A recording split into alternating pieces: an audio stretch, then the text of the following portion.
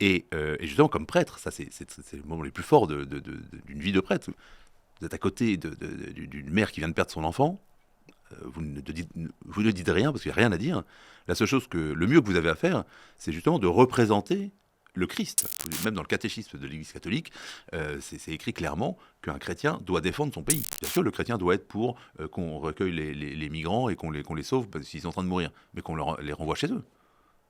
Je ne vois pas en quoi ce serait contradictoire ou ça ferait un problème. C'est-à-dire qu'on dit oui, mais le Christ a été migrant lui aussi. Oui, quand la Sainte Famille a fui en Égypte parce que le roi Hérode voulait tuer les enfants, donc Saint Joseph a pris sa femme et son fils, ils sont partis en Égypte. Après, ils sont rentrés chez eux. Hein. Bonjour, on peut vous appeler l'abbé Raffray? Père Raffray? Non, alors l'appellation habituelle, c'est Monsieur l'abbé. Monsieur l'abbé, voilà, monsieur l'abbé. Mais c'est vrai que parfois on dit père pour un D'accord, prêtre. par facilité, oui. Vous êtes prêtre catholique, docteur en philosophie, ancien scientifique, j'ai vu ça, on y reviendra. Vous avez une chaîne YouTube, Insta et consorts, et vous expliquez un peu sur cette chaîne-là, enfin sur ces chaînes-là, vous faites un peu de pédagogie autour de la religion. Et aujourd'hui, on vous reçoit pour aborder justement cette notion de religion et surtout comment conjuguer ce rapport à la religion avec la politique. Ma première question que j'ai envie de vous poser, en fait, ça va être que des questions qui sont assez personnelles parce que c'est des questions que j'ai vraiment envie de poser à un prêtre. Est-ce que vous pouvez nous décrire votre enfance et votre milieu?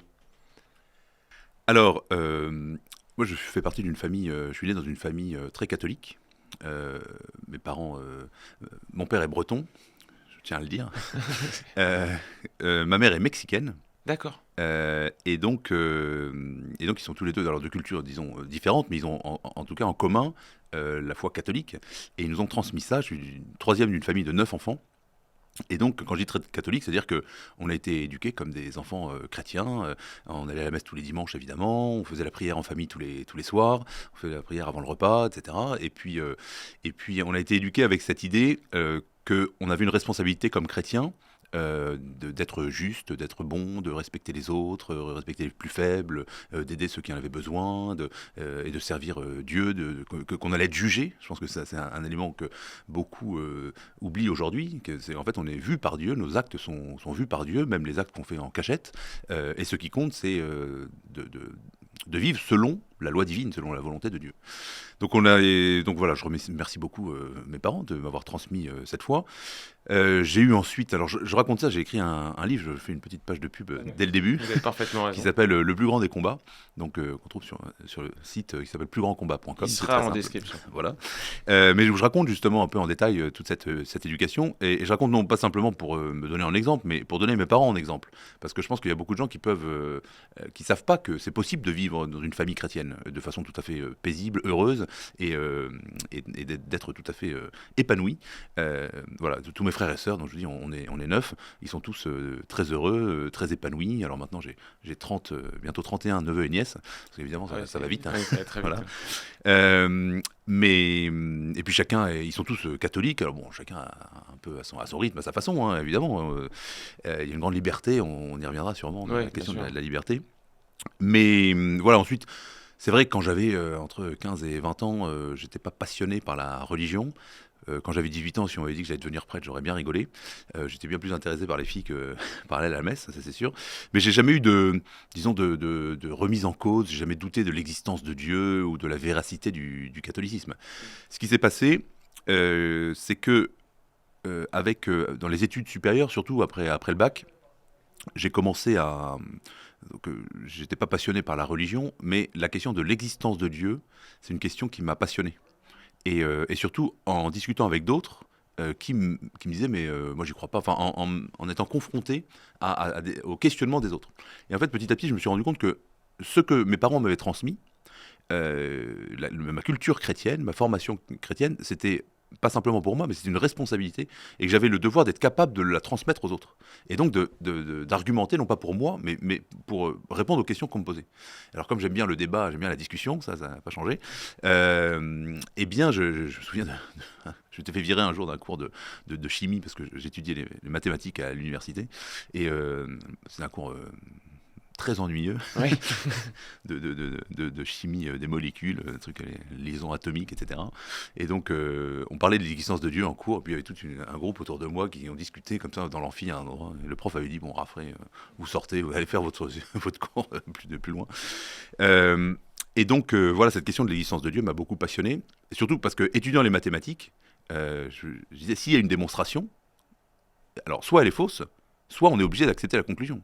Ça viendrait à l'idée de personne en mathématiques, enfin mathématicien ou scientifique, de dire ah oui, la démonstration est juste, mais moi la conclusion, non, ça m'arrange pas. Donc, Ouais. voilà. Et cette conclusion, c'est la preuve de l'existence de Dieu. Voilà, donc est-ce qu'on peut prouver l'existence de Dieu ou pas? Et ça, c'est une question, je me souviens, donc j'avais 18 ans. J'étais rentré dans une librairie à Rouen, la librairie L'Armitière, qui était encore de ces anciennes librairies où on vendait des livres sérieux. Il y avait un libraire, il y avait un rayon de philosophie. Et puis j'avais demandé au libraire est-ce que vous pouvez me donner un livre qui démontre l'existence de Dieu? Il m'avait regardé comme ça en disant il sort d'où ce gars? Mais il m'avait pris très au sérieux. Et après un instant de réflexion, il m'avait dit ah, je sais ce qu'il vous faut. Il vous faut les métaphysiques de Descartes, parce que Descartes démontre l'existence de Dieu. Et donc j'ai lu Descartes et j'ai été, j'allais dire traumatisé. Non, j'ai été passionné par la preuve de l'existence de Dieu que donne Descartes, mais qui est une preuve mathématique justement. Qui dit si on pense l'être qui est le plus parfait dans le monde, eh bien cet être le plus parfait, il doit nécessairement exister, parce que sinon je pourrais le penser existant s'il n'existait pas. Donc nécessairement il existe. Bon, je suis allé un peu vite, mais ça peut Non, mais ça. c'est intéressant. Et donc il dit l'être, le fait que je puisse penser un être parfait fait nécessairement que cet être existe. Et donc je me souviens, je me disais mais cette démonstration, où est-ce que ça marche pas? Et aujourd'hui, je pense qu'elle ne marche pas, la démonstration. Parce qu'en fait, ça ne démontre que l'existence d'un Dieu dans mon esprit. Or, c'est pas ça qui est intéressant. Ce qui est intéressant, c'est de démontrer qu'il y a un Dieu qui existe dans le monde. Concrètement. Voilà, concrètement. Donc, de partir du réel. Et donc, c'est à partir de là que je me suis intéressé aux preuves de l'existence de Dieu de saint Thomas d'Aquin, aux preuves de Leibniz, etc. Enfin, il y a toute une littérature qui existe depuis des siècles et des siècles. Je crois qu'on appelle ça l'apologétique, non, c'est ça? Alors, l'apologétique, la démonstration de l'existence de Dieu fait partie de l'apologétique, mais l'apologétique, c'est plus large, c'est tout le domaine de justification de la foi. D'accord. C'est-à-dire aussi bien de l'existence de Dieu, mais aussi de l'existence du Christ, de la véracité des évangiles, de la transmission des textes, etc. Donc tout ce qui est du domaine de la justification de la foi, c'est l'apologétique. Ouais. Est-ce que vous avez eu, alors peut-être pas, hein, et peut-être que vous n'en avez pas eu besoin, mais est-ce que vous avez fait une expérience, j'allais dire, plus personnelle de la religion, comme certains parfois peuvent être touchés par ce qu'on appelle la grâce, qui a différé de vos enseignements religieux, pas dans une différence parce que c'était pas le même enseignement, mais parce que c'était pas le même rapport à Dieu. Il y avait un rapport plus éducatif avec vos parents et un rapport beaucoup plus personnel que vous auriez pu faire. Alors, je vais... comment dire? Moi, je ne pense pas que mon expérience personnelle de Dieu ait un intérêt pour les autres. Alors oui, si je peux raconter quelque chose, ça va intéresser les gens. Mais c'est pas ça qui convainc. C'est-à-dire que c'est pas parce que j'ai... Effectivement, bien sûr, je pourrais vous dire, tel jour, j'ai ressenti la présence de Dieu, la présence du Christ dans l'Eucharistie, pendant la messe.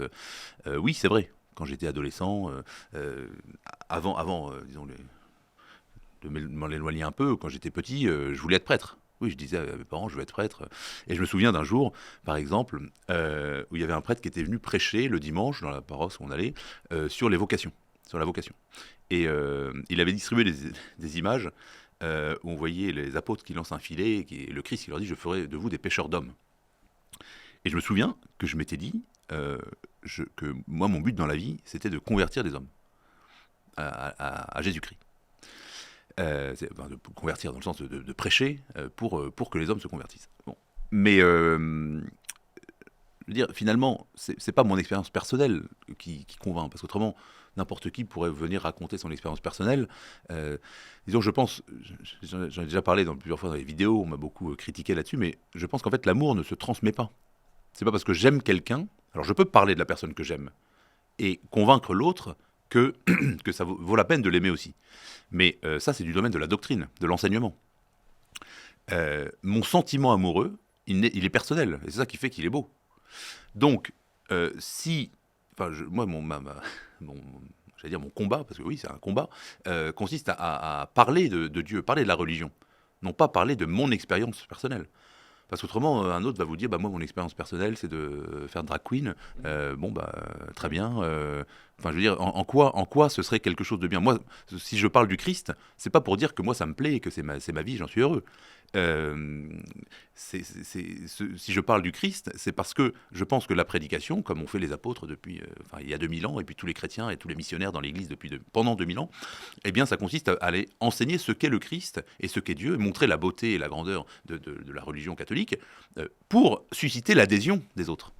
Et quand est-ce que cette... Alors, vous l'avez dit, on remonte assez loin en enfance, mais quand est-ce que cette question d'entrer dans les ordres, elle se pose et quelle était votre vie à l'époque? Alors, comme je disais, dans mes souvenirs, ou d'ailleurs ce que mes parents m'ont raconté aussi, oui, quand j'étais enfant, je voulais être prêtre, je disais que c'était magnifique parce que on a été éduqués comme ça. Il y avait souvent des prêtres à la maison qui ont toujours, que j'ai toujours vu avec admiration, avec beaucoup de respect, qui m'ont apporté beaucoup comme un prêtre peut faire dans toutes les situations de la vie. Et, euh, et ensuite, la question de la vocation, elle est revenue bien plus tard. En fait, moi, je suis rentré au séminaire quand j'avais 24 ans. Donc après, j'ai eu mon bac à 17 ans, donc j'avais fait 7 ans d'études. Donc ça a été beaucoup plus long ensuite. J'ai pas vu un jour la Sainte Vierge qui m'a dit tu dois devenir prêtre. Disons, donc j'ai étudié les mathématiques pendant 5 ans. Ensuite, en même temps, j'ai fait de la philosophie. J'ai bossé en même temps en donnant des cours parce qu'il faut bien vivre comme tout le monde. Et puis au bout d'un moment, voilà, je prévoyais de faire plutôt de faire un doctorat en mathématiques euh, sur les questions. Non, non, mais allez-y, hein. Non, parce que en fait, moi j'ai étudié les mathématiques très théoriques. Ouais. J'ai étudié C'est un peu plus les carré. fondements des mathématiques, donc sur la question de la théorie des ensembles, de la logique mathématique, etc. Et donc je m'intéressais à faire un doctorat dans ce domaine-là. Et je me posais la question à quoi sert ma vie? Qu'est-ce que je vais faire de ma vie comme tout jeune Voilà, et c'est vrai que petit à petit, cette idée de me dire, tiens, pourquoi est-ce que je ne serais pas prêtre c'était une préoccupation, c'était une question que je me posais. Jusqu'au jour où, je ne pourrais pas dire quel jour, hein, c'est un moment, c'est devenu évident que c'est ça que je devais faire. Et qu'en fait, je me posais des questions simplement enfin, qu'il fallait que j'arrête de me poser des questions, quoi. C'était évident que c'était ça qui me rendrait heureux, qui m'épanouirait. Et donc j'ai décidé d'entrer au séminaire. Et je suis entré au séminaire le 4 octobre 2003. Donc ça fait plus de 20 ans. Et je n'ai jamais regretté depuis. Et qu'est-ce qui rendait cette décision évidente? Je ne sais pas. Je ne sais pas. C'est comme l'amour. Un garçon et une fille qui se marient, ils Ouais. peuvent justifier en disant bah oui, parce que je pense qu'elle est ceci, lui il est comme ça, comme ci, comme ça. Mais à la fin, Vous sauriez pas expliquer bah, je peux donner des arguments rationnels. C'est que la vocation de prêtre, c'est une belle vocation, que j'ai eu des exemples de prêtres qui m'ont semblé, qui m'ont montré qu'il y avait des hommes qui étaient des prêtres, qui étaient des personnes formidables, qu'on pouvait faire du bien en étant prêtre, qu'il y avait un besoin d'avoir des prêtres dans le monde, dans la société, aujourd'hui, qu'il y avait une nécessité de s'engager. Et donc, voilà. Mais bon, ensuite, la décision, quand on prend la décision, c'est comme, encore une fois, c'est comme le mariage. À un moment, on ne peut pas justifier. Le cœur a ses raisons que la raison ne connaît pas. c'est Pascal, non? C'est ouais. Alors là, je sais que c'est une question qu'on doit poser, mais des milliards de fois à un prêtre, mais bon, je suis désolé d'en faire partie. Quelle est la chose la plus douloureuse à laquelle on refuse quand on s'engage? À laquelle on renonce. À laquelle on renonce, oui. Quelle est la chose la plus difficile à laquelle on renonce Euh,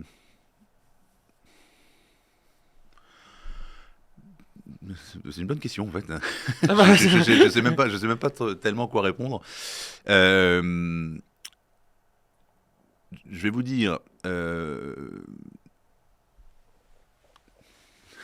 En fait, ça va être un peu bizarre de dire ça, mais je pense que on renonce à pas mal de choses, en particulier la sexualité, la parentalité. exactement la parentalité, le fait d'être propriétaire, d'avoir son domaine, enfin ou sa maison.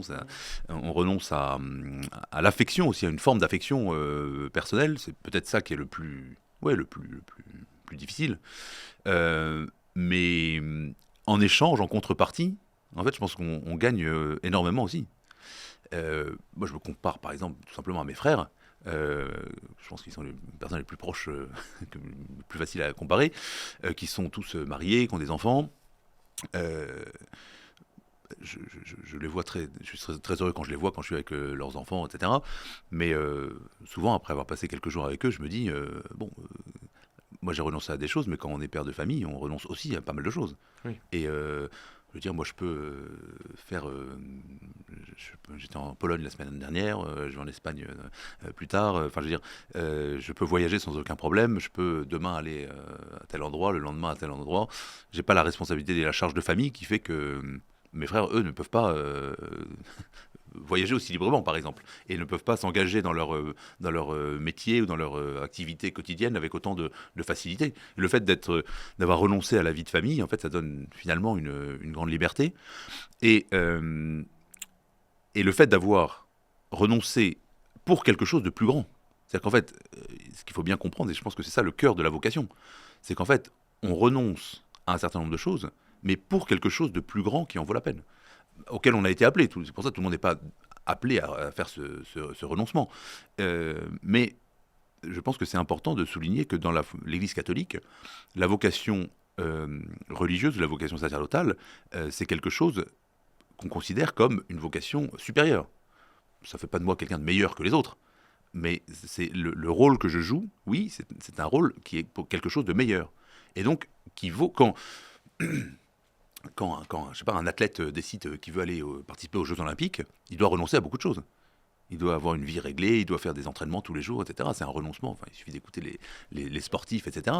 Mais c'est vrai dans tous les métiers. Celui qui veut devenir un grand chef d'entreprise et qui veut conquérir le monde d'une façon ou d'une autre dans son domaine, il doit renoncer à beaucoup de choses.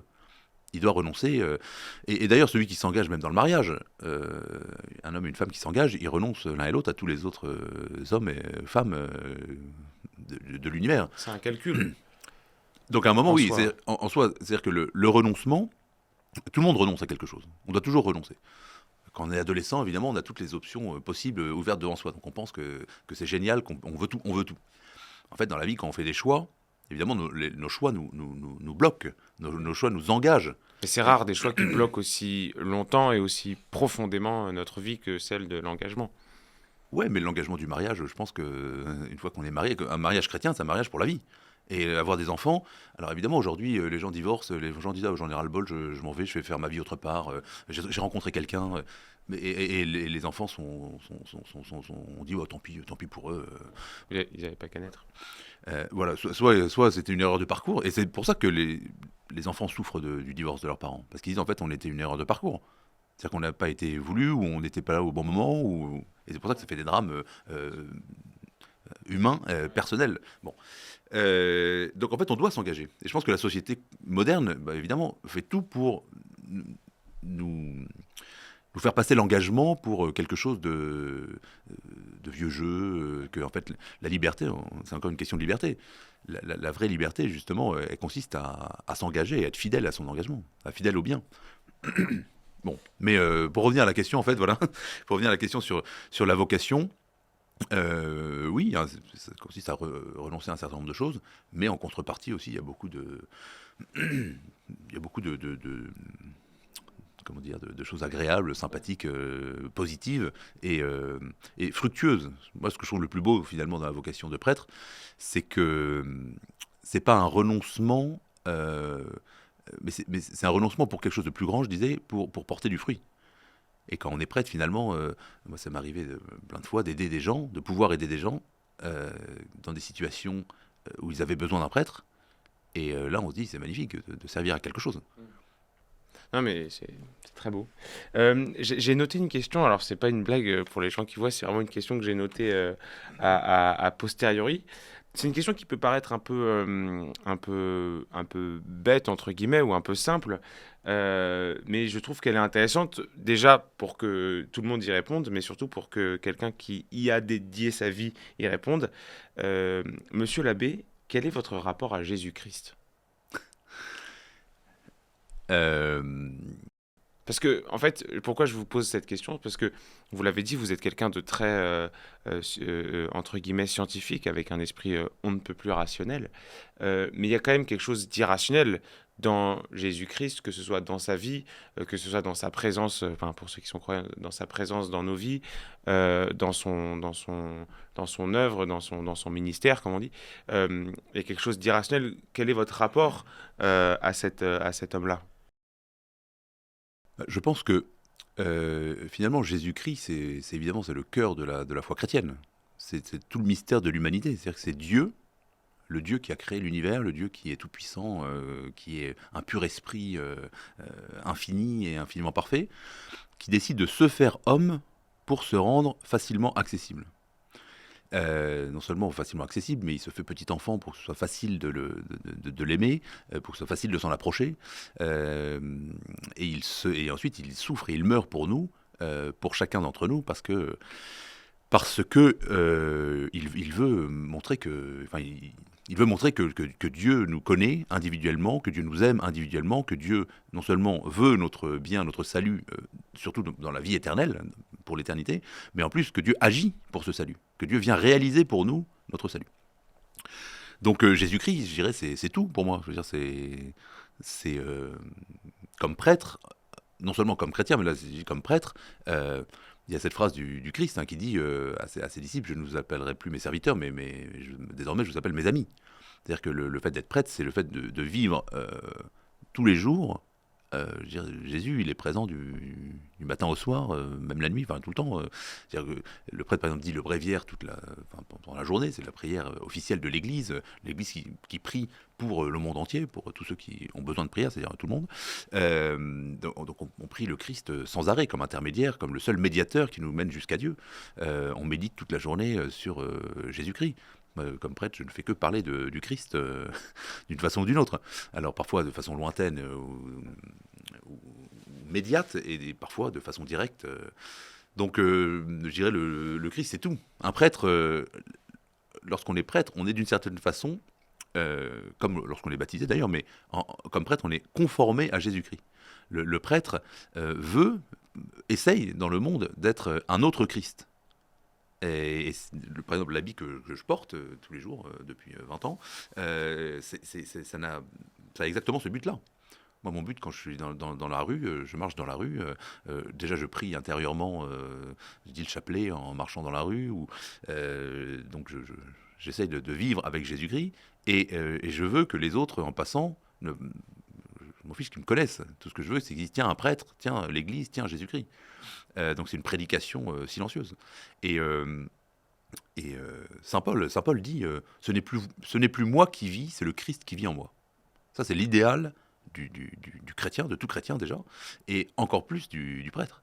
Ce n'est plus moi qui vis, c'est le Christ qui vit en moi. J'ai une question, je viens d'y penser, c'est ma dernière question sur le côté un peu théologie. Euh, il y a dans les évangiles, c'est relativement accessible parce que bon, ça se lit relativement simplement, mais il y a une phrase que dit le Christ que je n'ai toujours pas compris et que je n'arrive pas à comprendre, c'est lorsqu'il est sur la croix, ça doit être dans Matthieu ouais, ça doit être Matthieu, il dit Élie, Élie, lama sabachthani, donc mon Dieu, ou ouais, mon Dieu, pourquoi m'as-tu abandonné? Comment vous comprenez cette phrase? Alors, cette phrase, bon, elle a laissé place à beaucoup beaucoup d'interprétations. Euh, Déjà, premièrement, cette phrase, c'est une phrase tirée d'un psaume. Euh, c'est une phrase tirée d'un psaume. Donc, en fait, le Christ, quand il dit ça, euh, les, les, les Juifs savent très bien que les Juifs connaissent par cœur les psaumes, parce que c'est la prière habituelle de l'Église. Et donc, en fait, ils attribuent le Christ s'attribue les paroles du psaume en commençant commençant ce psaume. Et c'est un psaume précisément qui parle du Messie qui est annoncé et qui va être maltraité, qui va être traité, qui va être même mis à mort et qui va être tué pour le salut du monde. Donc en fait, le Christ, premièrement, ça c'est une première explication, en disant ces paroles, eh bien, il manifeste publiquement pour les Juifs présents au pied de la croix, mais pour tous les chrétiens, pour tous les hommes de tous les temps qui lisent cet évangile, qui lisent ça dans l'évangile, il manifeste qu'en fait, il vient réaliser ce que l'Ancien Testament avait annoncé du Messie. En particulier parce que les Juifs attendaient un Messie promis par Dieu depuis Adam, puis au patriarche, à Abraham, à Moïse, etc. Mais les Juifs s'attendaient surtout ils avaient une attente très temporaire, oui, dans le monde. C'est-à-dire qu'ils pensaient que le Messie allait venir arriver et faire régner le peuple juif sur l'humanité. Or, le Christ vient, mais leur montre qu'en fait, c'est pas du tout ça que Dieu avait préparé. Et que s'ils avaient été attentifs aux Écritures, eh bien, ils auraient compris que le salut que le Christ vient apporter, ce n'est pas une victoire dans le monde. C'est pas que le peuple juif devient maître du monde. C'est que le salut que le Christ vient apporter, c'est un salut spirituel. C'est un salut déjà qui est ouvert à tous les hommes et non plus réservé au peuple juif. Et ensuite, c'est un salut qui est un salut dans l'éternité, dans l'au-delà. Et que finalement, ce monde ne sera jamais le règne complet de Dieu. Parce que le monde parfait, la vie parfaite que Dieu nous annonce, c'est pas une vie pour ici-bas, mais c'est une vie pour l'au-delà. Donc le Christ vient complètement révolutionner ce que la majorité des Juifs attendaient. Donc c'est à l'intention des Juifs qui dit ça. Alors c'est à l'intention des Juifs. Ensuite, deuxièmement, on peut donner une interprétation tout à fait spirituelle à ces paroles du Christ. Parce que, évidemment, Dieu n'a pas abandonné le Christ. Le Christ est Dieu. Et alors, il y a cette double nature dans le Christ qui, à ce moment-là, sur la croix, est complètement... Ce sont les deux opposés, c'est un paradoxe absolu. C'est-à-dire que celui qui est tout-puissant est réduit au plus infirme et au plus faible des hommes. Celui qui est le juge suprême des hommes et celui qui est le maître du monde accepte volontairement d'être traité comme le dernier et comme la pire raclure du monde, comme un coupable, comme un voleur qui est crucifié. Alors en plus c'est humiliant pour un juif d'être crucifié parmi des voleurs et des brigands. Et donc le Christ dans ce moment réalise le plus grand paradoxe de l'humanité. Et en fait c'est comme ça qu'il réconcilie le bien et le mal. C'est-à-dire qu'il devient vainqueur du mal, de la mort, du démon, etc., de tout ce qu'il y a de nocif dans le monde. Il le vainc parce qu'il prend sur lui ce paradoxe, ce grand écart absolu entre le bien et le mal. Et évidemment, c'est le plus grand moment de l'humanité. L'humanité a changé à ce moment-là. C'est pour ça que les chrétiens célèbrent la messe tous les jours, enfin tous les dimanches en particulier, c'est pour ça que les prêtres célèbrent la messe tous les jours. La messe, c'est rien d'autre que le fait de rendre présent ce moment qui a changé l'humanité sur l'autel.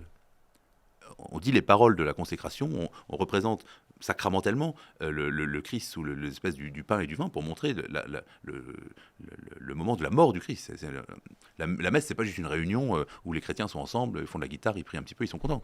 La messe, c'est le moment où, par les paroles du prêtre, le sacrifice du Christ sur la croix, ce moment du vendredi saint, ce moment dramatique de l'humanité, est rendu présent. C'est pas parce que on aurait pu aussi, enfin, j'avais vu des interprétations qui sont belles, même si elles sont sans doute à l'écoute de ce que vous dites, pas forcément véritables, mais ça peut être aussi un moment de doute. Alors, oui, c'est ce que je voulais dire, c'est que ça, c'est pas faux. C'est-à-dire que le Christ, il sait qu'il est Dieu, évidemment, il sait que Dieu ne l'abandonne pas, puisqu'il est Dieu lui-même, il est la deuxième personne de la Trinité. Ça, c'est un grand mystère, mais il y a plusieurs personnes dans la Trinité.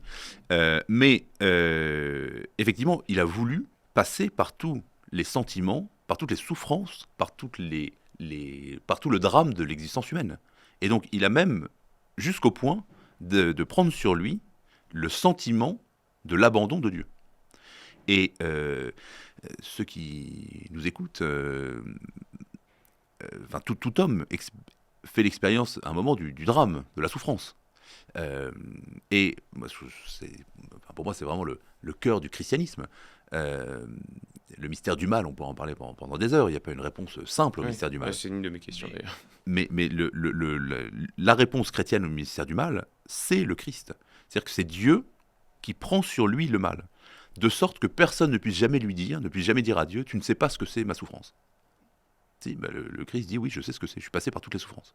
Les souffrances physiques, évidemment, la mort, l'humiliation, l'abandon de ses amis, l'injustice, et aussi les souffrances psychologiques intérieures de sentiments de doute ou d'abandon. Et donc c'est dans ce sens-là que le Christ va jusque-là.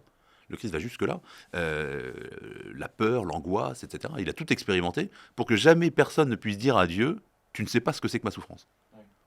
Et puis surtout, ça permet aussi, enfin, on peut penser que ça permet aussi aux hommes d'avoir une meilleure identification dans le Christ, puisqu'on se dit, ok, je souffre, mais je perçois aussi la souffrance dans l'être parfait par excellence qui est le Christ. Mais moi, ça fait partie disons, des expériences comme prêtre.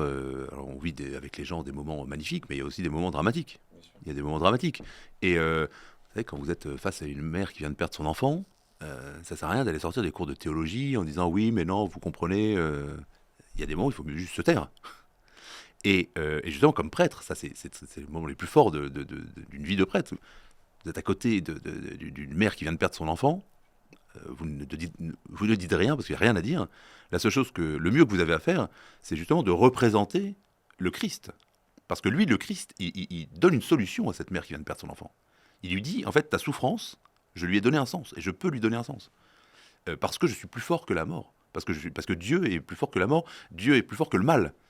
Et finalement, bien sûr, tu souffres. Bien sûr, tu souffres, mais cette souffrance, elle n'est pas inutile, elle n'est pas absurde. C'est votre explication du mal, entre guillemets. Parce oui, que tout à fait, oui. une fois, j'avais un débat avec un ami qui a aussi un drame familial similaire. Et il me demandait quelle religion j'étais, et je lui disais catholique.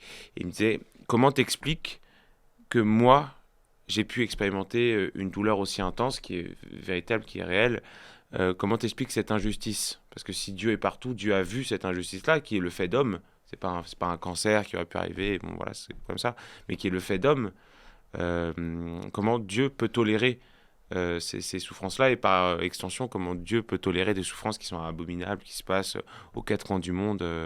Comment vous répondez à ça? Il n'y a pas besoin d'aller aux quatre coins du monde, hein, les souffrances abominables, Oui, elles se oui. passent partout dans la vie de chacun. Non, mais Ici à évidemment. Paris, Évidemment, mais vous voyez. Non, mais tout homme expérimente la souffrance. C'est un fait. C'est un fait.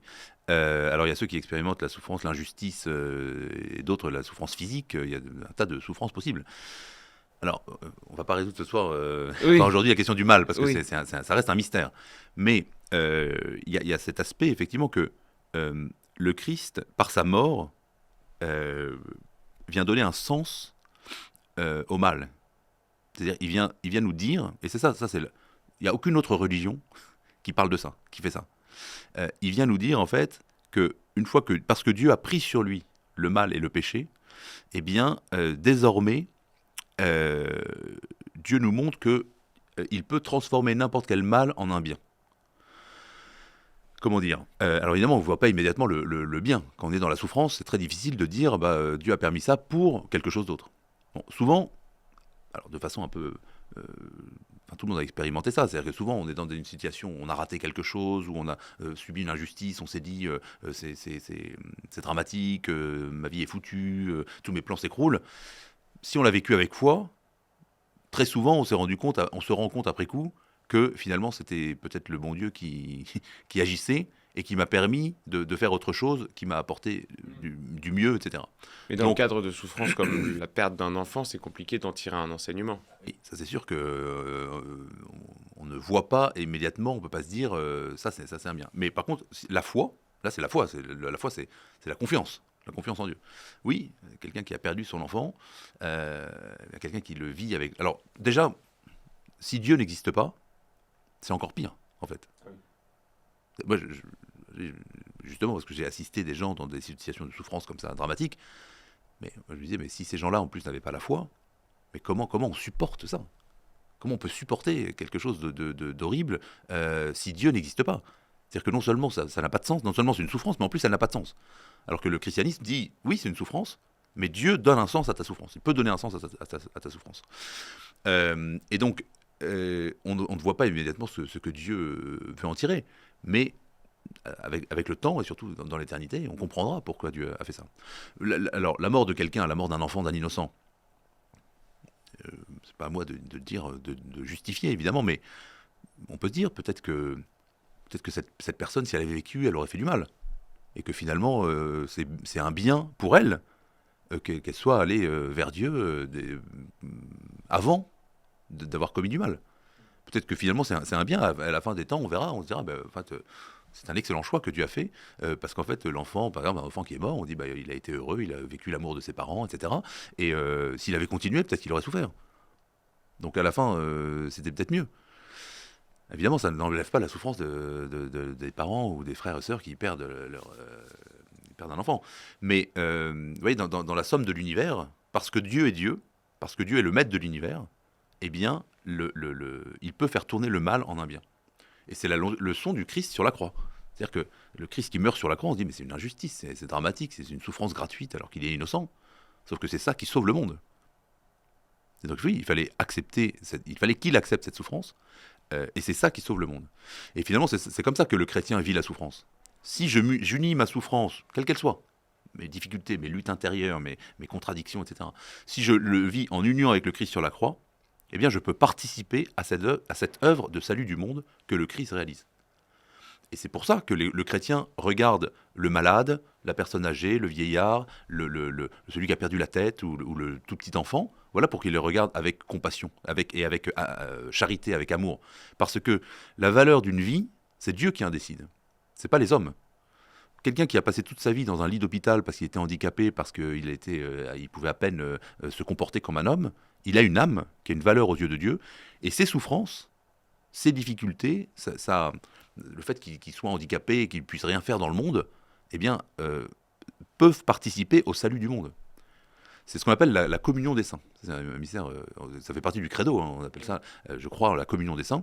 La communion des saints, il y a cette expression que j'aime beaucoup de Georges Bernanos, qui dit « On ne souffre et on ne meurt pas chacun pour soi, mais les uns pour les autres, et peut-être même les uns à la place des autres. » Et ça, c'est absolument génial, parce que ça montre que en fait, tous les hommes font partie de la même humanité, et que les souffrances des uns et le mal que subissent les uns permettent de racheter le mal que font les autres. Ah, c'est un message comme si l'humanité était un jeu à somme nulle. Exactement. À la fin, c'est Dieu qui gagne, à la fin, c'est le bien qui gagne. Et plus il y a des gens qui font du mal dans le monde, plus il faut que des chrétiens ou fassent le bien. Exactement. Et fassent le bien ou supportent le mal avec amour. Et en tire un enseignement. Et en tire quelque chose, dans le sens où, oui, si je suis malade, si demain j'ai un cancer, je suis dans mon lit d'hôpital, eh bien, en chrétien, j'espère que j'aurai la force et la foi de réagir comme ça. Mais de me dire, mon Dieu, mes souffrances, je veux qu'elles servent à quelque chose. Débrouillez-vous, faites-les servir à quelque chose. Parce que vous êtes tout puissant, et voilà. Et donc je veux par mes souffrances, c'est ce qu'ont fait tous les grands saints qui s'intéressent d'Avila, s'intéressent de l'enfant Jésus. Je pensais plutôt qu'il est patronne des missions, alors qu'elle est restée enfermée dans son couvent à Alençon, à Lisieux, toute sa vie, sa courte vie, où elle disait, mon Dieu, je veux que chacun de mes gestes serve à être missionnaire, à sauver des âmes à l'autre bout du monde. Et donc oui, donc c'est ça l'attitude du chrétien face à la souffrance, c'est dire, mon Dieu, je vous fais confiance. J'ai la foi, justement, je m'abandonne. Oui, évidemment, c'est un moment, il y a quelque chose d'irrationnel, il y a un saut dans l'irrationnel, de dire, mon Dieu, je vous fais confiance, par amour, justement. Faites que le mal que je souffre actuellement, soit un mal physique, un mal moral, un mal psychologique, faites que ça serve à un bien, d'une façon ou d'une autre. Alors, j'avais une autre partie, mais je pense qu'on va faire la troisième partie à la place de la deuxième, c'est la partie sur la liberté, parce qu'on reste dans la théologie. Alors, c'est une question, vous l'avez lu tout à l'heure, mais c'est une question qui est un peu particulière. L'homme a-t-il un libre arbitre? Parce qu'on a plusieurs conceptions de la vie aujourd'hui, dont une qui nous dirait que tout est écrit à l'avance, dans le style un peu Amor Fati. En gros, Dieu a quelque chose de prévu pour nous, donc quelque part, ça sert à rien, quoi. Rien ne sert de se valoriser de ses actions, puisqu'elles ne sont que le produit d'un destin écrit d'avance. Et une deuxième conception, opposée, un peu plus matérialiste, enfin carrément plus matérialiste, un peu plus absurde, où rien n'a de sens, et l'homme est confronté à sa totale liberté et ne sait pas quoi en faire. Parmi ces deux conceptions-là, où se place le christianisme? Et pourquoi je vous pose cette question? Parce que tout à l'heure, quand on parlait de la souffrance, vous avez dit, peut-être que Dieu peut-être que Dieu a prévu ce destin-là pour cet enfant-là, parce qu'il avait quelque chose, parce que c'était lui qui l'avait écrit. Mais en fait, ça veut dire qu'il n'y a pas de libre arbitre. Ça veut dire qu'il n'y a pas de liberté. Ça veut dire que tout ce que je fais, toute ma destinée est déjà prévue d'avance par Dieu. Donc, j'ai plus de liberté. Vous voyez ce que je veux dire? Tout à fait, tout à fait. C'est le problème de la liberté de la. Alors déjà, on va essayer de faire ça de façon méthodique. Déjà, je réponds à un argument qui n'est pas exactement celui-là, mais pour le mettre de côté, c'est la question, c'est si Dieu sait déjà à l'avance, parce que Dieu est hors du temps, donc il sait déjà à l'avance ce qui va se passer, pourquoi est-ce qu'il n'intervient pas? Donc sur la connaissance divine. Moi, je réponds à ça, que c'est pas du tout un problème. C'est comme, je me souviens, à une époque, un grand événement, c'était la Coupe du Monde 98, quand la France avait gagné la Coupe du Monde. Et alors, il y avait, si je ne me trompe pas, enfin, c'était comment ça s'appelle, Zidane qui avait mis un but de la tête à la 32e minute, un truc comme ça. Et alors, après, j'avais mes petits frères on avait enregistré la Coupe du Monde et regardaient en boucle le match. Et alors, ça m'avait fait penser un truc en me disant, en fait, à chaque fois qu'on regarde le match, à la 32e minute, Zidane marque un but de la tête. C'est-à-dire que ça n'a pas changé. Mais ça n'empêche pas que, même si on a déjà vu le film, ça n'empêche pas que quand le film s'est joué, il y avait la liberté, il aurait pu rater, ou il aurait pu ne pas décider de ne pas sauter, etc. Bon. Donc, il n'y a pas de contradiction, finalement. Dieu est hors du temps, donc effectivement, il est à la même distance de tous les points du temps. Donc, le passé ou le présent, pour Dieu, c'est nous qui sommes dans le temps et qui avançons dans le temps, qui sommes comme traînés par le fil du temps. Donc, la question de le fait que Dieu connaisse à l'avance ce qu'on va choisir, c'est pas un argument suffisant pour remettre en cause notre liberté. Il connaît, mais il nous laisse agir. Voilà, ça c'est une première chose, il connaît, mais il nous laisse agir. Maintenant, il y a un argument qui est plus compliqué, qui est celui que vous venez d'exposer, c'est est-ce que si Dieu a décidé quelque chose pour moi, ça contraint mon libre arbitre? Alors, là encore, c'est une grave question philosophique qui a agité tous les penseurs chrétiens en particulier depuis 2000 ans. Donc, je ne vais pas prétendre donner une réponse simple et immédiate aujourd'hui. Mais je pense que cette question vient d'une fausse conception de la liberté. C'est-à-dire que si la liberté consiste à faire ce que je veux sans détermination, eh bien effectivement, il y a une opposition entre le fait que quelqu'un nous dise « tu dois faire ça » et le fait que je le choisisse. Mais en fait, Dieu, il ne s'oppose pas à notre liberté. C'est Dieu qui nous a créés comme étant des êtres libres. C'est-à-dire que si moi je crée un robot, eh bien le robot, nécessairement, il fera ce que je lui ai dit. Alors, d'ailleurs, aujourd'hui, on essaie de faire des intelligences artificielles où, soi-disant, le robot prend des décisions par lui-même. Mais finalement, même le calcul qu'il fait, c'est toujours un calcul qui lui a été enseigné, ou on lui a dit de prendre telle décision dans tel cas, ou au moins de tenir compte de tel ou tel critère pour prendre la décision. Donc, ce n'est pas une véritable liberté. Dieu, lui, quand il crée, il est bien plus fort que nous. C'est-à-dire qu'il est capable de créer des êtres qui sont complètement libres et qui peuvent donc prendre des décisions libres. C'est-à-dire que Dieu est assez puissant pour créer des êtres libres qui ne s'opposent pas à sa propre volonté. Dans le sens où c'est... Non, mais c'est-à-dire que Dieu a créé des individus qui peuvent se retourner contre lui. Oui, enfin, je veux dire, complètement, qui sont libres, pensée. Tout à fait, qui peuvent décider, bien sûr. Tous les êtres intelligents, l'intelligence, c'est ça. Donc, dès qu'on a l'intelligence, on a la possibilité de choisir parmi des universaux différentes possibilités. Et donc, ça implique une liberté. Mais les anges sont des êtres libres. Satan, étant le plus beau des anges, a choisi de s'opposer à Dieu. Adam et Ève, le péché originel, c'est exactement ça aussi. C'est oui, Adam choisit de ne pas obéir à Dieu. Et nous, à chaque fois qu'on commet un péché, c'est-à-dire qu'on sait que Dieu nous demande d'aller vers telle direction, qui est le bien que Dieu nous montre, et on choisit de ne pas suivre ce que Dieu veut pour nous. Donc oui, nous sommes des êtres libres, de fait. Mais cette liberté, en fait, elle ne s'oppose pas à la puissance de Dieu. C'est-à-dire que Dieu est assez puissant pour créer des êtres libres qui entrent dans sa providence. C'est-à-dire que Dieu, dans la providence, effectivement, Dieu a prévu que les choses se passent d'une certaine façon, mais cette providence inclut le choix libre de tous les êtres libres qu'il a créés. C'est compliqué à conceptualiser. Oui, c'est compliqué, mais c'est ça la réponse. C'est-à-dire que c'est pas quand je suis libre, quand je choisis de faire quelque chose, ce n'est pas de cette façon que je m'oppose à Dieu. Il ne faudrait pas que Dieu se retire pour me laisser libre. Au contraire.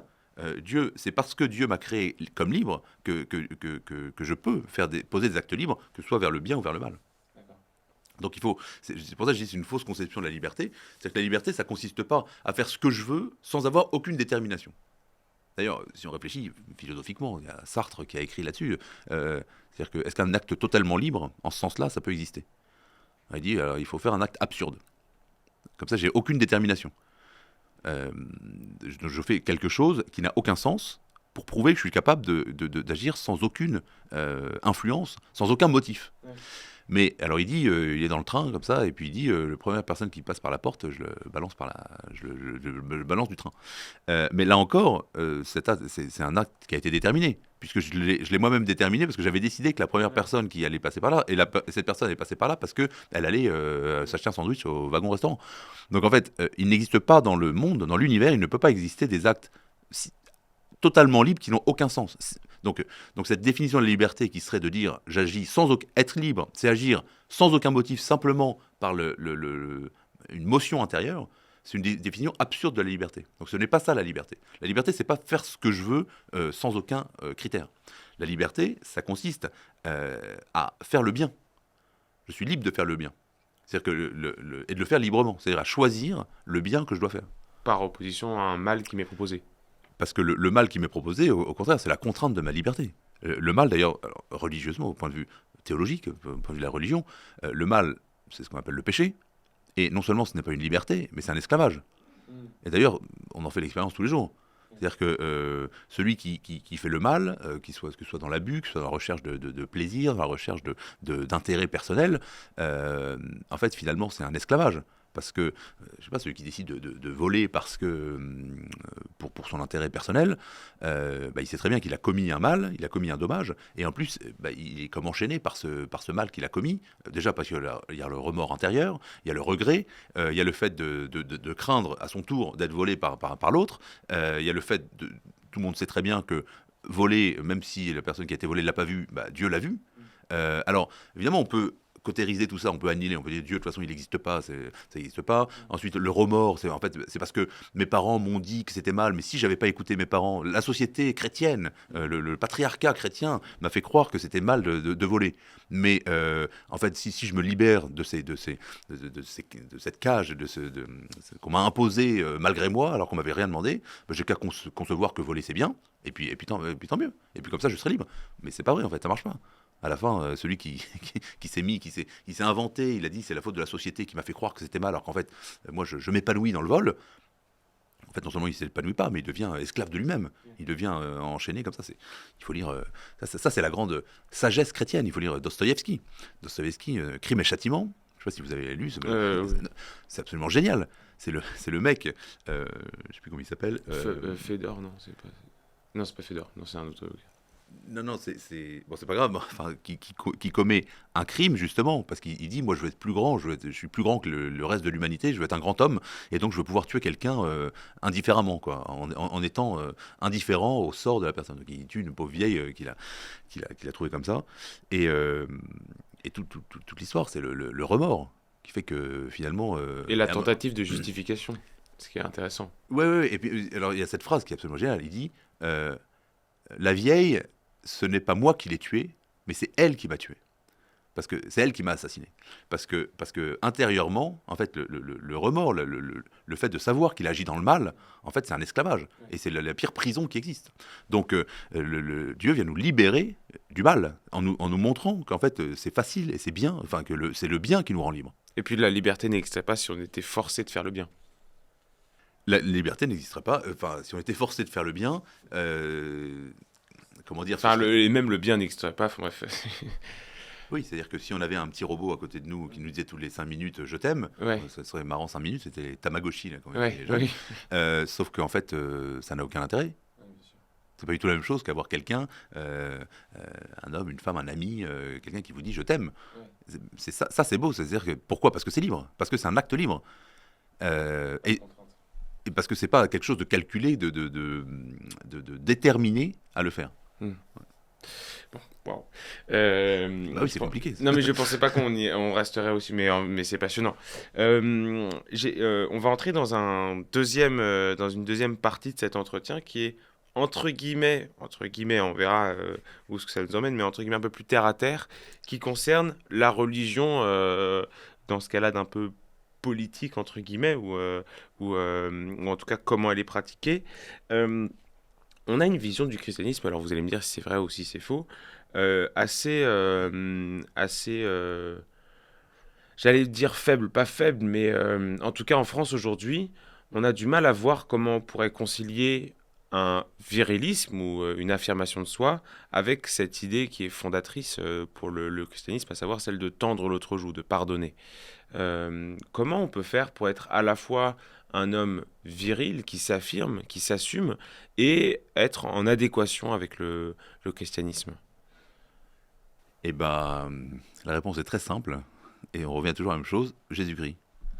C'est-à-dire que le Christ, évidemment, il tend la joue droite dans le sens où il accepte de mourir sur une croix. Mais il n'y a pas plus viril que Jésus-Christ. Il n'y a pas plus vertueux, il n'y a pas plus fort, il n'y a pas plus noble que Jésus-Christ dans sa mort. Il vient se faire arrêter au jardin des Oliviers, on dit qui es-tu es-tu Jésus de Nazareth? Il dit je le suis, et les soldats tombent à la renverse. C'est-à-dire qu'en fait, il a une puissance, il a une force d'âme, il a une maîtrise de lui-même, une grandeur d'âme qui est la plus grande force chrétienne qui peut exister. Évidemment, il est le Christ, il est la source de cette force du christianisme. Il est en procès, il est traîné en procès, on lui fout une claque, un soldat lui fout une claque, non seulement il ne tend pas l'autre joue, mais il répond pourquoi me frappes-tu? Si j'ai mal parlé, dis-moi ce que j'ai dit de mal, et sinon, va brûler en enfer. Quelque chose comme ça. C'est-à-dire qu'en fait, le Christ n'est pas du tout un lâche et un faible. Il accepte, et il faut une grande force d'âme pour accepter de se sacrifier pour les autres. C'est ça la virilité chrétienne. C'est la virilité du chevalier qui est capable de dire oui, je prends sur moi, je risque ma vie, j'abandonne mes terres et mes intérêts personnels pour combattre pour une cause plus noble, pour le bien, et quel qu'en soit le prix. C'est ça la virilité chrétienne. Ça consiste à dire pour faire des grandes choses dans le monde, pour combattre le mal, pour travailler pour le bien, eh bien, je suis prêt à renoncer à un certain nombre de choses. Et je pense que c'est c'est une grave erreur du christianisme contemporain de penser que le Christ, il est peace and love, et que être chrétien, ça veut dire les petites fleurs bleues, et que tout le monde est gentil. Et Je ne suis pas venu pour apporter la paix, mais pour apporter le glaive. Pour apporter le glaive. Ouais. D'ailleurs, alors, parce que les phrases qu'on cite sans arrêt, il y a aussi celui qui agira par l'épée, périra par l'épée. C'est vrai, c'est-à-dire qu'il dit ça quand Saint Pierre coupe une oreille d'un serviteur du grand prêtre. Qui vient le chercher au jardin des Oliviers. Sauf que 3 versets plus tôt, c'est le Christ qui a dit à Saint Pierre de prendre une épée. Il dit il est temps de s'en aller, que ceux qui ont des épées les prennent. Saint Pierre dit on n'a que 2 épées. Et le Christ dit ça suffira. Donc le Christ n'est pas du tout un anti-militariste. Hein. Le Christ n'est pas du tout contre les armes. D'ailleurs, le Christ bénit des soldats, il guérit le fils du centurion. Enfin, le Christ n'est pas du tout venu apporter. Et je pense qu'on revient à un problème théologique de base. C'est-à-dire que celui qui pense que être chrétien, c'est simplement tout le monde s'embrasse, tout le monde est gentil, tout le monde est joli, c'est le monde des bisounours. En fait, il attend un messie temporaire qui viendrait résoudre les problèmes du temps dans le monde. Alors que le Christ ne vient pas du tout apporter ça. Le Christ vient apporter le glaive, effectivement, et le combat. C'est un combat spirituel, mais un combat pour le bien. Oui, le chrétien, c'est celui qui se bat pour le bien. Comment au jour le jour on peut matérialiser ça? Je veux dire, comment on peut s'incarner dans une virilité chrétienne au jour le jour? Premièrement, en l'affirmant. Premièrement, en l'affirmant, c'est-à-dire sans en avoir honte, et en étant convaincu que la foi chrétienne est vraie et qu'elle transforme le monde. Et que c'est le rôle des chrétiens de combattre le mal. Oui, il faut combattre le mal. Et combattre le mal, ça consiste d'abord à le combattre en soi-même. C'est pour ça que l'idéal du chevalier, c'est un très bel idéal, l'idéal du chevalier. C'est que le chevalier, avant d'aller faire le bien dans le monde, avant d'être un justicier, il doit d'abord lui-même se maîtriser, être lui-même juste intérieurement. Et ça, c'est une leçon. Moi, ce que j'aime beaucoup, c'est que c'est une leçon qu'on trouve aussi chez les philosophes de l'Antiquité. Tout l'enseignement de Socrate, c'est que la justice, ce n'est pas agir de cette façon ou de telle façon. La justice, c'est d'abord une vertu de l'âme. Platon, c'est ce qu'il dit finalement. La justice, c'est d'abord une vertu qui fait que celui qui est juste, c'est celui qui est bien ordonné en lui-même. Ou c'est la raison qui a la maîtrise des passions. Donc première façon d'être un bon chrétien et d'agir, de combattre dans le monde, c'est de soi-même d'agir contre ses passions, de ne pas être un esclave de ses passions, de pas. Donc celui qui, dès qu'il est énervé, va foutre une baffe au voisin, il n'est pas du tout maître de ses passions. Donc il n'est pas juste, donc il n'est pas viril. Donc être viril au sens chrétien, c'est pas du tout aller taper sur le premier qui passe parce qu'il a. Mais c'est en être capable. C'est être capable de défendre le bien. C'est être capable de défendre le faible. C'est-à-dire que le chrétien, si je vois quelqu'un qui est victime d'une injustice, alors je dois intervenir. Et voilà un bon exemple. Je pense qu'on vit dans un pays où on risque à chaque coin de rue de se faire agresser, de plus en plus, c'est la mode un peu actuellement. Et ben c'est là où les chrétiens doivent montrer leur virilité. Ça ne veut pas dire se prendre pour des justiciers et aller faire du mal. Ça veut dire être capable de se défendre et de défendre ceux qui ne savent pas se défendre par eux-mêmes. Donc si vous êtes chrétien, vous êtes dans le métro, vous voyez une femme se faire agresser, c'est votre devoir d'aller risquer votre vie s'il le faut pour défendre celui qui se fait attaquer. Alors, pour ça, il faut se former. Il faut dire qu'il faut être capable de se défendre. Donc, il faut avoir un peu de sport, il faut être un peu. Donc, ça entraîne agile. aussi. Une maîtrise de soi, qui est non seulement une maîtrise intellectuelle et psychologique, mais aussi une maîtrise physique de soi-même. Et toi, Oui, allez-y. Non, parce que, évidemment, tout le monde n'est pas fait pour aller se battre et porter des armes. Il y a aussi un combat intellectuel. Je pense que là-dedans, il y a un vrai combat à mener. Quand vous voyez ce qui se raconte sur la foi, c'est une vraie question politique là aussi. C'est-à-dire que je pense que les chrétiens doivent être forts et pour affirmer leurs convictions, pour affirmer que ce qui est bien et ce qui est mal. Et aujourd'hui, franchement, c'est-à-dire que si vous dites, moi j'ai eu des problèmes avec la justice, la ministre, parce que si on dit aujourd'hui que l'homosexualité est un péché, alors ces gens-là ne savent pas du tout ce que c'est qu'un péché, donc qu'un tribunal dise que c'est qu'un péché, parce que c'est une offense à Dieu, un péché. Donc voilà, si la République française peut dire que telle chose est un péché ou ne l'est pas, c'est assez étonnant. Surtout dans un pays laïque, c'est compliqué de condamner une personne pour ça. Oui, c'est ça, mais voilà, ça c'est un combat. Oui, c'est un combat qu'il faut mener. Un autre combat, c'est le combat actuellement, par exemple, sur la fin de vie ou l'euthanasie, par exemple, évidemment, les trans, les gens qui veulent changer de sexe, etc. Ou la GPA. La GPA, c'est quand même le truc le plus ignoble qui existe. Quoi. Vous allez s'acheter un enfant, c'est soi-disant parce qu'on a de l'argent, alors je peux aller m'acheter un enfant, aller louer le ventre d'une femme et aller s'acheter un enfant. Ah oui, il faut le dire, c'est un scandale, c'est une honte, c'est ignoble comme... En fait, l'opposition aujourd'hui, elle se fait entre le chrétien et le relativiste, entre guillemets, celui qui n'a pas de valeur. Oui, tout à fait. Et donc, être un chrétien, un chevalier dans le monde d'aujourd'hui, c'est être capable de défendre ses valeurs. Quoi qu'il en coûte, oui. Quoi qu'il en coûte, au sacrifice presque de sa vie. Oui, alors il faut être prudent. Hein. Justement, le chevalier, c'est pas non plus un débile qui part avec son sabre comme ça en disant je vais... Non, il faut être prudent, il faut faire les choses intelligemment. Parce que oui, le chevalier qui se jette au combat comme ça, mais en fait qui se fait tuer tout de suite, et en fait du coup ça va affaiblir. En plus ça va affaiblir l'armée. Bah, il aura mal agi. Donc bien sûr il faut être prudent. Il faut mener ce combat intellectuel, ce combat pour la société, pour le bien commun, ce combat politique, parce qu'il y a des implications politiques évidemment à ce combat pour la vérité et pour la morale du bien. Eh bien, il faut être préparé, il faut être, oui, viril et consistant. Et je pense que la grande faiblesse des chrétiens depuis 50 ans, c'est qu'en fait, on n'entend pas la voix des chrétiens. Mais d'où elle nous vient cette perception parce que elle est ancienne, entre guillemets. Enfin, moi, j'ai 26 ans, mais j'ai l'impression que ça fait longtemps qu'on a une perception du christianisme faible, une perception d'un christianisme qui quelque part, qui collabore à sa propre disparition. Je ne sais pas si vous voyez ce que je veux dire. Si, je vois tout à fait. Hein. Je suis tout à fait conscient de la... Vous voyez non, je pense que c'est très récent. Je pense que ça date des années 70. C'est mai 68 dans l'Église. Oui, alors, certains diraient que c'est à partir du Concile Vatican II. Je ne pense pas qu'on puisse dire que c'était une date précise. C'est-à-dire que c'est un esprit qui existait déjà avant. C'est une période. Mais c'est cette illusion du christianisme bourgeois. C'est-à-dire qu'en fait, on est chrétien, donc tout va bien, on est dans la bonne caste de la société, on a les bons amis, on fréquente des gens bien, et donc, voilà, il ne faut surtout pas se faire de problème. Et quand on vous dit, bah, il faut lutter pour ceci, ah oui, mais vous comprenez, il ne faudrait pas non plus trop s'attirer d'ennui, et c'est ça qui détruit le christianisme, et qui fait mourir le christianisme de l'intérieur. Et on a aussi c'est sans doute une question qui revient assez souvent...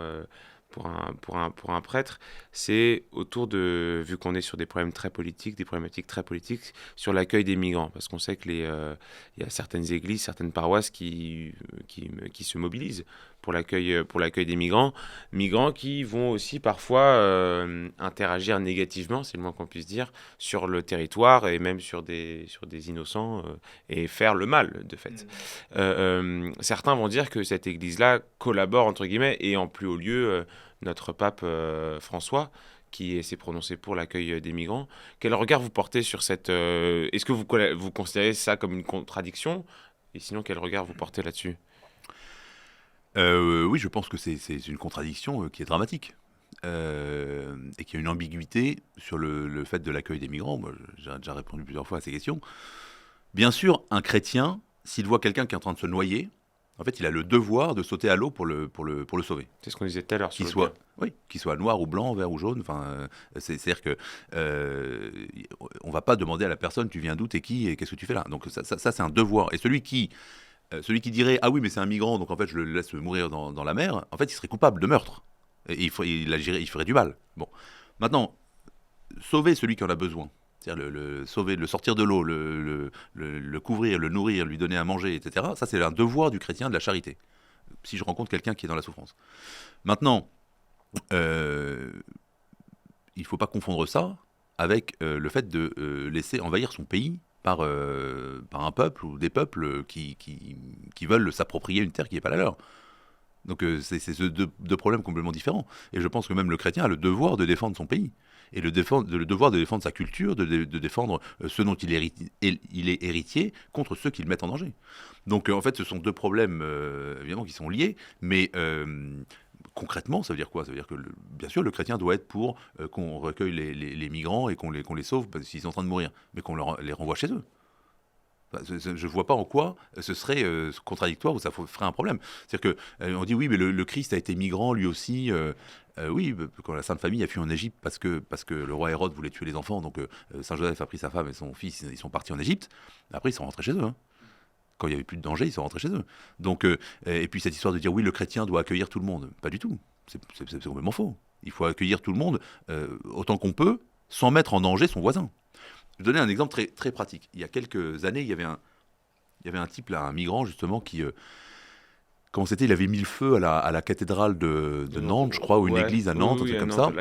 Alors, il a fait quelques mois de prison, et ensuite, il avait été accueilli par un prêtre, chez lui. Et après, il a tué le prêtre.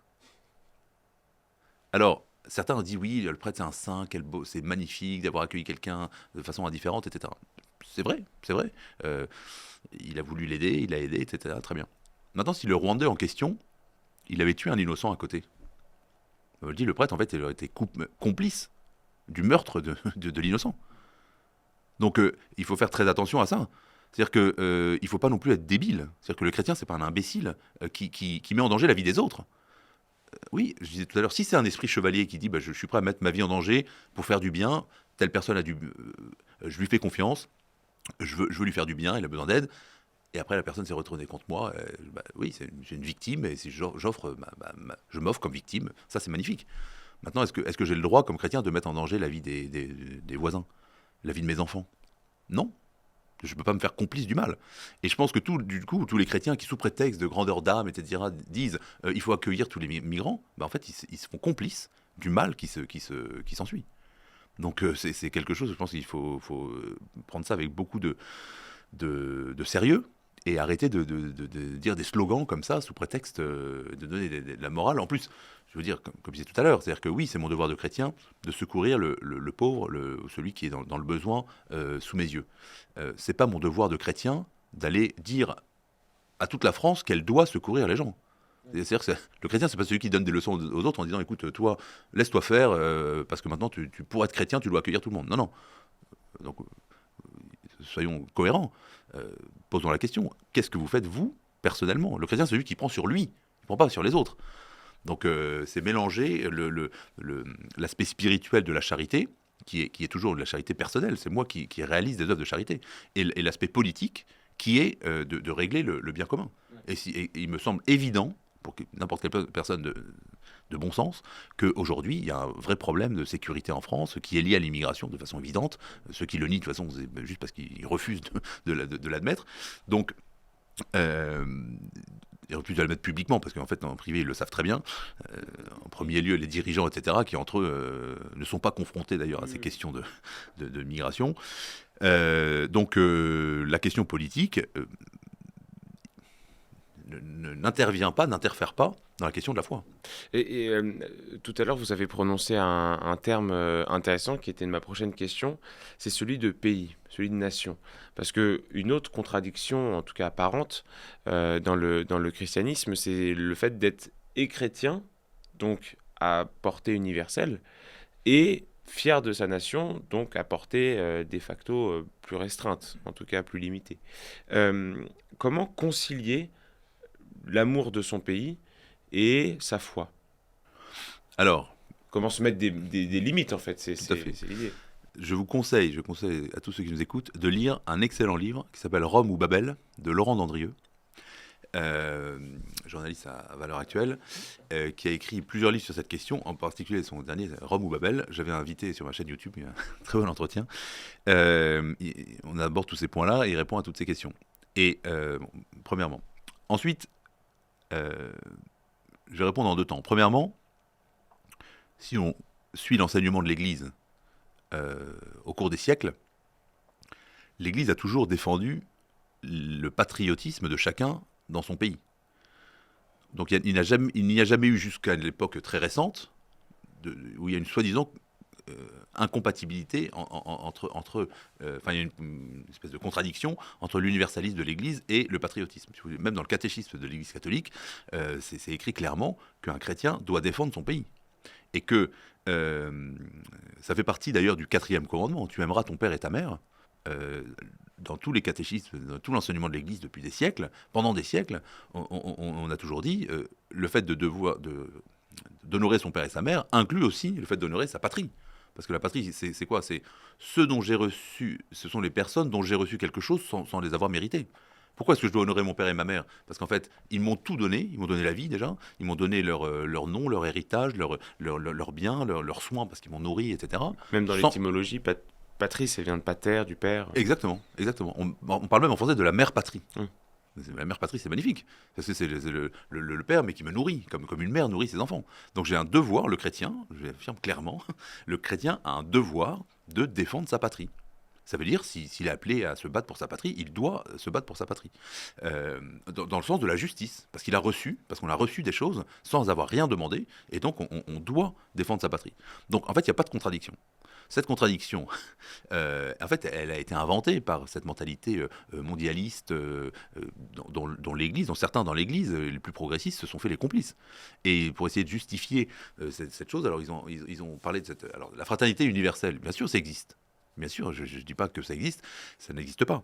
Mais la fraternité universelle, c'est une fraternité spirituelle, c'est une fraternité surnaturelle. C'est une fraternité justement qui dépasse les frontières, mais qui ne les supprime pas.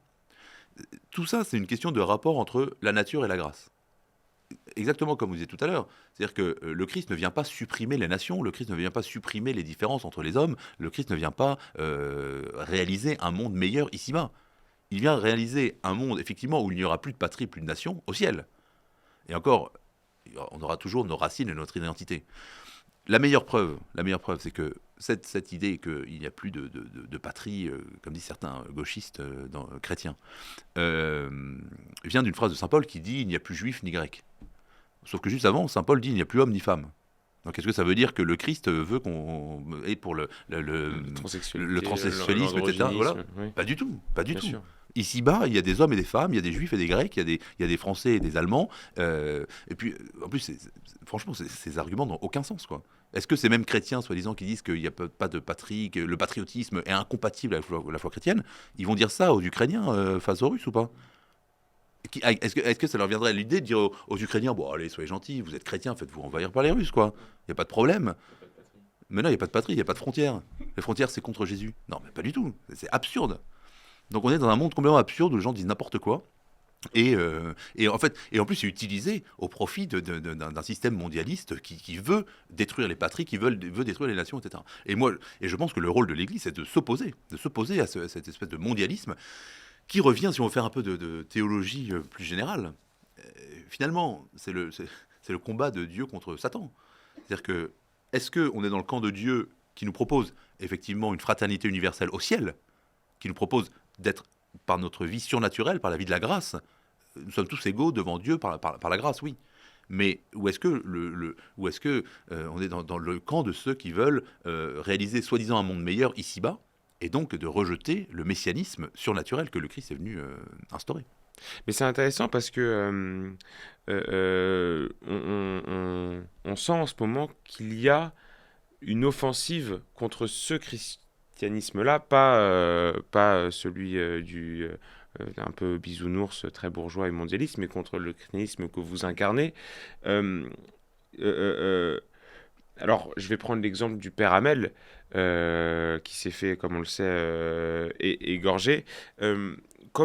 Mais en fait, plus généralement, toutes les polémiques, en fait, on l'a vu avec vous en parliez tout à l'heure, la GPA ou la PMA, c'est la GPA. La GPA, la fin de vie, l'avortement. Donc on sent qu'il y a quand même une offensive de la société contre des valeurs qui peuvent nous sembler justes, on en parlait tout à l'heure. Et donc ça, c'est d'un côté ces premières offensives, et une autre offensive très concrète elle aussi, qui est le regain pour une nouvelle religion nouvellement arrivée en France. Donc on sent que ce christianisme-là, au centre, il a plus énormément d'armes pour lutter contre ces deux offensives-là, l'une démographique, l'autre plus intellectuelle et politique. Comment faire ? Comment faire pour lutter contre ces deux menaces existentielles pour le christianisme en France et par extension dans le monde ? Moi, je dirais plutôt le contraire. Je pense que plus ces puissances, justement, du mal s'opposent au christianisme véridique, au Christ lui-même, finalement, plus elles prouvent leur faiblesse. Parce qu'en fait, si les médias de gauche, antichrétiens, s'acharnent de plus en plus contre un christianisme véridique, et puis un christianisme combatif, au sens du combat spirituel dont on a parlé tout à l'heure, c'est parce qu'ils se rendent bien compte que en fait, leurs idéologies sont en train de s'écrouler. Et d'ailleurs, ces deux idéologies dont vous parlez, en fait, elles sont complètement contradictoires entre elles. Et en fait, ça va se finir en guerre civile en France entre les gauchistes bobos qui sont pour l'accueil des migrants et les migrants eux-mêmes musulmans en majorité qui veulent les détruire et qui méprisent leur monde dégénéré. Donc en fait, moi je dis, face à ces deux monstres qui sont en train de s'entre-dévorer de plus en plus, eh bien, la seule solution, c'est de revenir à ce que nous sommes, à notre civilisation chrétienne, aux racines chrétiennes, à notre foi. Et le Christ a déjà gagné. Hein. Donc, et en plus, ce qui est bien avec le christianisme, c'est que c'est pas parce qu'on perd aux yeux des hommes, c'est quand on perd aux yeux des hommes qu'alors on a gagné. Le Christ, il meurt sur la croix, tout le monde dit. Voilà, les hommes pensent que le Christ a perdu, et que c'est une défaite. En fait, c'était sa victoire, c'est la victoire de Dieu. L'histoire des premiers chrétiens, c'est exactement ça.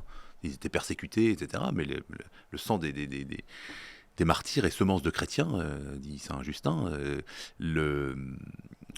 et aujourd'hui encore. C'est-à-dire que l'apparente, aux yeux des hommes, l'apparent échec de l'Église catholique, je pense que c'est ça, sa chance de renouveau.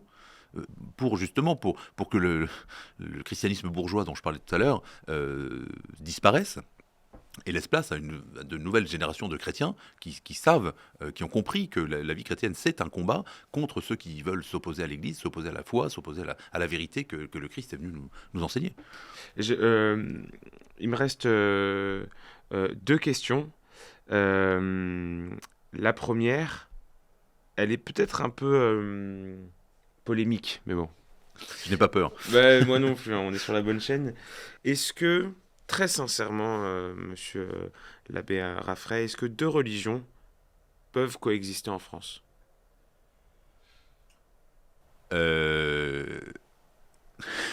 un peu polémique. Je dirais il y a une question surtout de nombre, de majorité. C'est-à-dire que oui, en France, dans la France chrétienne, au Moyen-Âge, il y a toujours eu des juifs, il y a même eu quelques musulmans. À partir du XVIe siècle, il y a eu des protestants. Tant que c'était des petites zones protestantes, ça n'a pas posé de problème. À partir du moment où le protestantisme a commencé à gagner surtout en politique, c'est-à-dire qu'il y a des villes entières qui sont devenues politiquement protestantes, des régions entières qui ont revendiqué un pouvoir protestant, qui ont revendiqué le pouvoir en tant que protestant, et donc il y a eu en France cette opposition entre deux religions qui n'était plus possible. Et ça a donné les guerres de religion, ça a donné... c'est-à-dire que je pense que, bien sûr, quelqu'un en France peut tout à fait pratiquer une autre religion que le christianisme, enfin que la religion catholique, ça a toujours été le cas. Mais ensuite, non, je pense que la France, identitairement, son identité, c'est d'être catholique. Et on appelle bien la France la fille aînée d'Église. Donc, je pense que non, c'est dans l'ADN de la France, parce que nous sommes les héritiers de 1000 ans d'histoire. C'est-à-dire qu'on ne peut pas dire la France, c'est pas né ni à la Révolution, ni à la Ve République, ni avec Emmanuel Macron. On ne fait pas une nouvelle France chaque génération en disant qu'on va recréer quelque chose et qu'en fait, indépendamment des racines qu'on a. C'est très simple, hein, si vous coupez les racines de l'arbre en disant maintenant je vais me débrouiller tout seul, on meurt très très vite. Donc c'est vrai pour les arbres comme pour les individus et comme pour l'individu qui veut se séparer de ses racines, de ce dont il est l'héritier. En fait, il est un individu, un espèce de pion, d'élément qui se laisse balader au gré du vent et qui finit par mourir, abandonné de tous et dans l'anonymat le plus complet. Celui qui veut fonder pour le futur, il faut qu'il ait des racines solides, et donc il faut qu'il s'ancre sur une famille, sur une identité, sur une patrie, sur une région, sur ce qu'il est et ce dont il est le fruit lui-même. C'est la même chose, je pense, pour la France chrétienne. Non, la France, son identité, c'est d'être catholique. Alors, malheureusement, comme je disais, avec les protestants, ça s'est réglé avec une guerre civile qui a duré longtemps. Mais ce serait quand même dramatique d'arriver comme ça. Et surtout que la nouvelle religion qui est arrivée en France récemment, c'est une religion qui est très très politique. C'est-à-dire que... Très anti-chrétienne par ailleurs. Oui, tout à fait. Et que, de toute façon, c'est-à-dire que pour l'islam, disons les choses clairement, l'islam c'est une conquête. C'est une conquête de terrain et en fait c'est Dieu qui donne sa loi. Donc dès que les musulmans sont majoritaires, c'est écrit dans le Coran, c'est-à-dire que les musulmans tant qu'ils sont minoritaires, eh bien, ils essayent de négocier avec ceux qui sont sur place, et à partir du moment où ils peuvent être majoritaires, ils doivent prendre le pouvoir et instaurer une loi musulmane. Qui soit modérée ou extrémiste ou quoi que ce soit, c'est pas du tout ça la question. C'est que un territoire qui est en majorité musulman doit faire appliquer la loi musulmane. Ça, c'est la loi de l'islam. Donc voilà, c'est ça qu'il faut savoir. Aujourd'hui, il y a des régions entières en France, enfin des départements entiers qui sont majoritairement musulmans. Et j'allais dire, c'est logique que les musulmans en France veuillent faire appliquer leurs lois et leur code moral. Et ce ne sont pas les valeurs de la République et le wokisme, etc., qui va arrêter ça. J'allais dire, c'est assez drôle, mais en fait, c'est pas drôle du tout. Mais c'est pas du tout. Ce n'est pas du tout les valeurs de la République et les cours d'éducation civique qu'on donne au lycée qui vont s'opposer à la loi de Dieu. C'est-à-dire que si c'est Dieu qui a dit... Mais non, c'est pas du tout la même chose. Si Dieu a dit faites ceci, vous aurez beau mettre toutes les lois que vous voulez, même toute la police que vous voulez, et tous les cours d'éducation civique que vous voulez, tout le monde s'en fiche, quoi. Donc le seul rempart justement à cette islamisation de la France, c'est que les Français reviennent à leur foi catholique et opposent par la pensée, par leur conviction, par leur foi et par leur prière, oppose à ce développement de l'islam en France, oppose une religion, la religion vraie, qui est le seul moyen justement pour s'opposer sur le même tableau que l'islam. Alors, vous me dites si vous voulez pas répondre, hein, je viens d'y penser. On sait comment les musulmans nous qualifient, nous chrétiens, hein, c'est les mécréants. Comment vous percevez la foi d'un musulman? Est-ce que vous constatez qu'il est dans l'erreur? Est-ce que vous constatez qu'il ne prie pas le même Dieu que vous? Comment vous faites? C'est une grande question. Non, déjà, j'aimerais dire que moi, comme prêtre, habillé comme prêtre, je ressens de la part des musulmans beaucoup de respect. C'est-à-dire que je me suis fait insulter quelques fois dans la rue, c'est toujours par des espèces de gauchistes qui s'enfuient en courant ensuite.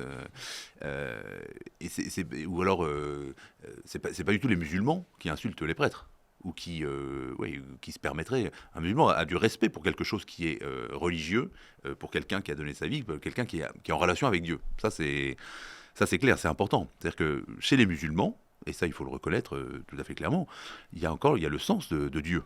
l'essence du bien et du mal. Il y a des choses qui se font, des choses qui se font pas. Et finalement, les musulmans, évidemment, qui vont faire du mal ou qui vont se comporter comme des voyous, des racailles, cassant tout, etc. C'est clair que c'est pas ça c'est pas ça que leur apprend l'islam. C'est pas ça que leur apprend l'islam. Ils sont plus le fruit de l'américanisation de la société, du désordre politique, plutôt que de l'islam, qui au contraire enseigne que si puis on le voit dans leur pays d'origine où il y a très peu d'émeutes. Tout à fait. Donc il faut reconnaître ça. Ensuite, c'est clair que c'est pas chez les musulmans qu'on va trouver toutes les décadences actuelles de GPA ou d'euthanasie, ou trucs comme ça. Il y a chez les musulmans un vrai respect de la vie, parce qu'il y a un respect de Dieu, parce que la vie, c'est Dieu qui nous la donne. Voilà. Donc c'est clair que moi, ma critique de l'islam n'est pas du tout une critique, disons, d'abord politique. C'est d'abord oui, je pense que c'est une fausse religion. Autrement, je serais musulman si je pensais que c'était une vraie religion. C'est-à-dire que, donc je pense que c'est une fausse religion. C'est-à-dire que je pense qu'il y a une contradiction, que le Christ, surtout il parle du Christ, enfin de Jésus dans Issa dans le Coran, mais ils ne sont pas fidèles à ce que ce prophète a enseigné. Et qui a dit, si un autre prophète vient à ma suite, ne l'écoutez pas, parce qu'il sera un menteur. Donc qu'ils appliquent les paroles de Jésus qui sont dans le Coran, qui est mentionné dans le Coran lui-même, quoi. Donc moi je pense qu'il y ait un dialogue et une discussion sur cette question théologique avec les musulmans, parce que je pense que un musulman, moi j'appelle les musulmans à adhérer à la vraie religion qui est celle de Jésus-Christ. Ma dernière question, c'est une question que je pose à tous mes invités. C'est sur le désespoir. En plus, ça touche un peu à ce qu'on disait l'autre jour, enfin tout à l'heure, pardon. Imaginons que vous êtes dans une conférence, dans un, je sais pas, vous faites une séance de dédicace, et une personne assez jeune vient vous voir et elle vous dit le pays, l'avenir du pays me rend triste, l'actualité me rend triste. J'ai perdu mes potes à cause de ma pensée politique, j'ai plus de meufs parce que voilà, bref, je suis malheureux. Comment vous lui remontez le moral? Déjà, j'invite à boire un verre. Parce qu'il faut souvent voilà, il faut prouver de l'amitié et de la compassion, et ça c'est la première étape. Et ensuite je me dis, s'il vient me voir moi, c'est parce que je suis prêtre, ou en tout cas il attend une réponse de prêtre, donc je vais lui donner une réponse de prêtre, parce que s'il avait juste voulu boire une bière, il aurait trouvé quelqu'un d'autre. Et donc je lui parle de la foi. Je lui dis, en fait, ce qui te manque dans ta vie, c'est peut-être des repères et un objectif. Je parlais avec un jeune récemment converti là, par Instagram, qui comme beaucoup m'envoie des messages, et il me disait, en fait, j'étais baptisé, maintenant j'ai la foi, je suis pratiquant, etc. Et il me dit, quand je regarde en arrière, il y a 2-3 ans, j'étais complètement indifférent à la question religieuse. J'étais à gauche, je votais socialiste ou je sais pas quoi, ou LFI, etc. Et il me dit, quand je regarde en arrière, je me dis maintenant, mais comment je faisais pour vivre sans avoir de but dans la vie, quoi. Et il me disait, c'est impressionnant, c'est que maintenant je sais qui je suis, je sais ce que je fais, je sais à quoi je sers dans le monde, je sais à quoi je sers dans l'humanité, dans l'univers. Je sais que j'ai un destin, je sais qu'il y a un Dieu qui me connaît, qui m'a créé pour quelque chose, et que mon but c'est d'atteindre ce qui est mon but. Alors qu'avant, j'avais aucun but. J'étais porté au gré des choses, en essayant de me dire, tiens, je vais conquérir cela, obtenir cela, jouir de cela, etc. Mais je ne servais à rien. Et donc, j'ai trouvé ça très beau comme témoignage, parce que, comme j'ai dit tout à l'heure, moi, disons que j'ai eu la chance de naître dans une famille catholique. J'ai toujours su que notre but, c'est d'aller au ciel, c'est de faire le bien, etc. Donc, et donc de connaître et d'aimer Dieu, et par ce moyen, aller au ciel. Donc, je pense que beaucoup de jeunes aujourd'hui souffrent, et qu'il y a une espèce de désespérance, une espèce de désespoir chez beaucoup, parce qu'il manque cette chose qui est structurante pour l'homme. Parce que l'homme a été créé pour ça. Donc évidemment, pour Dieu, pour connaître Dieu. Si on n'a pas de repère transcendant, si on ne regarde pas vers l'éternité, si on ne regarde pas vers le bien, vers les choses qui nous dépassent, alors on est une espèce de mollusque sans colonne vertébrale, on est une espèce de pion de grains de poussière qui te laissent porter au gré de ses désirs intérieurs ou au gré du vent, des modes et de la musique et de ce que nous disent les médias. Et en fait, on ne sert à rien. Et, et c'est dramatique. Et en plus,